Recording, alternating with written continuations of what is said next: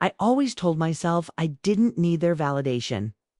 At least, that's what I claimed as I stood in my corner office, staring out over the Seattle skyline. The steady hum of the city pressed faintly through the glass walls. On my desk, an email blinked for attention, this one from my younger sister. Dad lost his job. Mom's medical bills are drowning us. I know you've got your own expenses, but if you can help at all? A laugh escaped me, thin, brittle, humorless. If only they knew.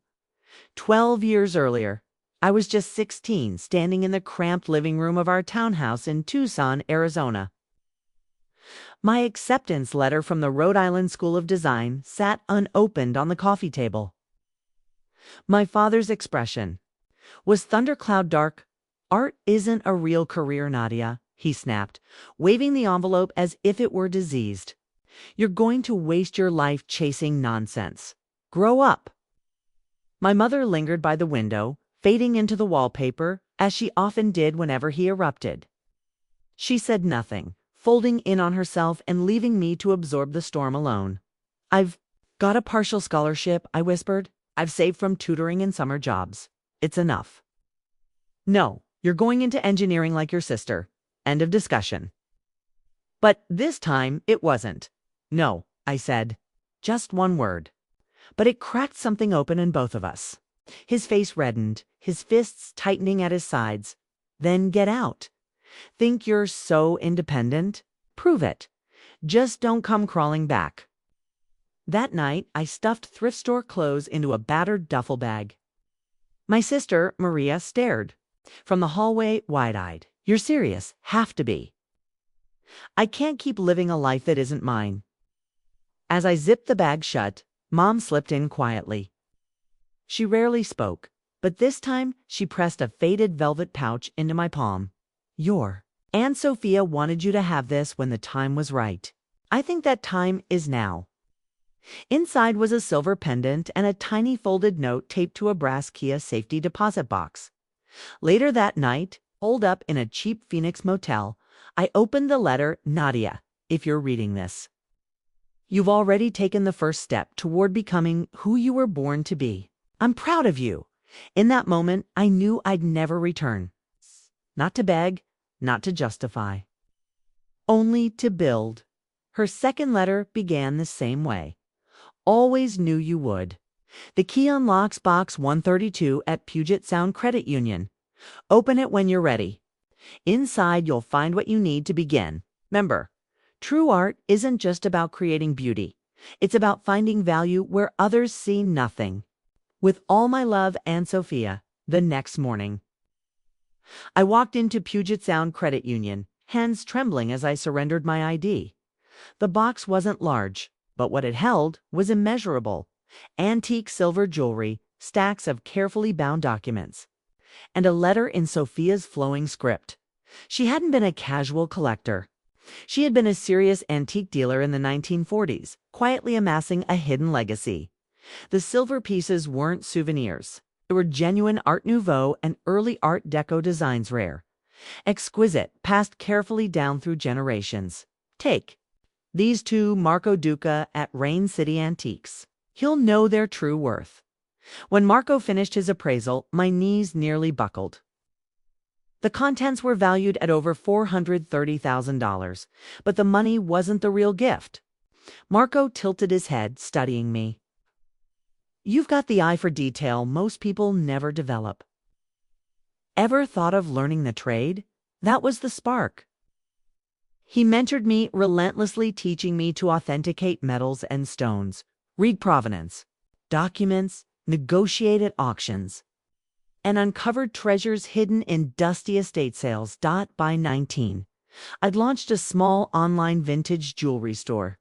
By 23, I opened my first boutique in Capitol Hill. Now, at 26, I own a chain of private antique galleries across the West Coast. With a personal net worth exceeding $14,600,000, and not a single headline carried my name. My family still believed I worked retail or rented a cramped studio in Spokane. I liked it that way. Quiet success. No spotlight. Until Maria's email. Dad's job is gone. Mom's drowning in hospital bills. Could you help? Even just a little. I stared at the screen, then picked up my phone. Hey, Maria. Bring Mom and Dad to my office tomorrow. Your office. Like the consignment shop you used to help at? No, my real office. In Raynor Tower, I'll text the address. She laughed uneasily. We'll see. You can't just walk into Raynor Tower pretending I glanced at the sweeping cityscape outside my window. I had bought Raynor Tower outright last spring. Trust me, Maria, they'll let me in. Just be there. 9 a.m. and tell Mom and Dad to bring every page of their mortgage paperwork. The next morning, I stood at the top floor window watching their weathered SUV pull into the private entrance below. Even from 30 stories up, I could sense their unease as a guard escorted them past the lobby into the executive elevator. Chimes sounded through the intercom. Miss Russo, your family has arrived, my assistant said. Send them in. The door opened. Their faces froze in disbelief. Dad halted mid-step, eyes darting over the walnut floors and the wall of windows, framing a sunlit Seattle. Mom gripped the doorway, silent, overwhelmed. Maria blinked rapidly, as if trying to rewrite reality by sheer will. They'd expected a cramped consignment shop, maybe a shared workspace. Not a high-ceilinged gallery office hybrid filled with Art Nouveau sculptures, antique silver under glass, a rosewood desk once belonging to the Rockefellers, and a panoramic view of Seattle glimmering below. Nadia. Mom whispered, "What is all this?" "This," I said gently, "is my office. Welcome to Russo Fine Art and Antiquities." Dad's expression darkened confusion, curdling into rage. "No, you work retail. You live in a shoebox apartment. Senior photos, cheap dinners, laundromats." I tapped the glass case beside me, drawing attention to an Art Deco brooch I'd purchased for $700. Actually, I'm the CEO and founder of the largest private antique brokerage on the West Coast. Those posts were staged.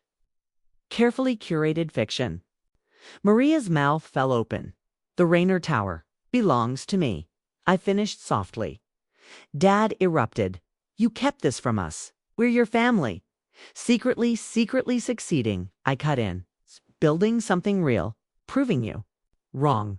I returned to my desk and pointed at the folder clutched in his hand.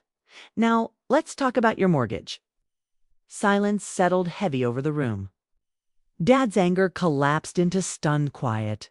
Mom touched the polished edge of my desk as if to ground herself in reality.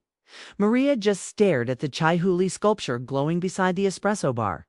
I opened my laptop, turned the screen toward them, and spoke evenly. "So we're being honest, here's my balance. $14,236,542. Mom gasped. Dad's grip tightened on the leather chair. Maria dropped her portfolio, the same one she had paraded last Christmas after her big promotion. "This," I said, sliding a file across the desk, "is why you're here. You're 3 months behind on your mortgage. Foreclosure has already begun." Maria's eyes fluttered, disbelief flashing across her face. "What? How could you possibly know that?" I didn't waver, because I hold a controlling stake in Cascadia Truster Mortgage Lender. Nothing escapes me. My attention shifted from one family member to the next. First to my father, your reckless day trading. Then to my mother, the mounting medical bills. Finally to Maria, that doomed condo flip in Capitol Hill. It's upside down and you know it. The room froze. Only the faint hum of the city outside broke the silence. At last my father rasped out a sentence. "You knew we were drowning, Nadia, and you said nothing. We're your family." I rose deliberately, pressing both palms flat. "On the cool rosewood desk, you remember the night you told me to leave? The words were, 'Don't come crawling back when you fail.' We were trying to protect you," Dad argued, his eyes narrowing with stubborn pride. "No." My voice remained even, unshakable. "You wanted control. That's not protection." I crossed the room to the vast window, sunlight igniting the Seattle skyline. The Space Needle stood tall in the distance, a symbol of everything I had quietly built over the last decade. 10 years, I whispered. No help, no faith. Only me, my instincts, and the key Sophia gave me. My mother's head snapped up, confusion etched across her features. Sophia, what key? Faith, I replied, turning to face them. She believed in me when none of you did. She knew I would build something real. Their faces betrayed. The memory of every slight. Every holiday where they mocked me. Still chasing antiques? Come work as Maria's assistant. Nadia.Maria dropped her gaze. But now, I said, voice calm. Because you've seen my account balance, I'm suddenly worth your time? Suddenly, I'm family again. My father straightened, slipping into his professional cadence. We can discuss this later. Right now, I cut him off, raising my hand. Before you say another word, let me show you something. A button beneath my desk clicked. Behind me, the enormous digital wall display flickered alive. Files appeared one after another: bank statements, property deeds, delinquent loans, failed investments. This, I declared, sweeping my hand across the glowing records, is everything. Every reckless choice, every burden. The sum required to erase it all and stabilize what you've lost: $2.4 million. For the first time in years, I saw something in my father's eyes. Hope. Maria's lips parted, disbelief mingling with relief. My mother reached for my hand, but I withdrew. I've had the funds reserved for years, I explained. Each foreclosure notice, every spiral I was watching. Waiting. Waiting for what? Maria whispered. To see if any of you would change. To see if responsibility meant anything. But it never did. Only borrowed more, mortgaged deeper, blamed. Luck. I let silence swell until the air itself seemed heavy. Here's what will happen. My tone sharpened. I'll clear every debt, save the house, and secure your futures. But there are conditions. The room stilled.